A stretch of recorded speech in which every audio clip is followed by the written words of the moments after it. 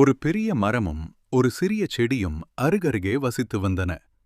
அந்த பெரிய மரத்திற்குத்தான் ஒரு வலிமையானவன், பலமானவன், யாராலும் தன்னை அசைக்க முடியாது என்ற கர்வம் இருந்து வந்தது. ஒரு நாள் பெரிய காற்று வீசிய போது அந்த மரம் லேசாக அஞ்சியது. அந்த காற்று தன்னை ஒன்றும் செய்யவில்லை என்றதும் மேலும் கர்வம் கொண்டது. ஆனால் இந்த செடி கொடிகள் எல்லாம் காற்றில் நடுங்கின.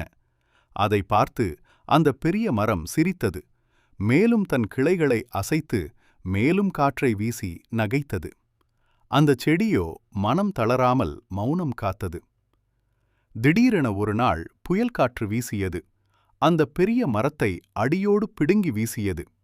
ஆனால் அந்த செடி அதிலிருந்து தப்பித்து விட்டது.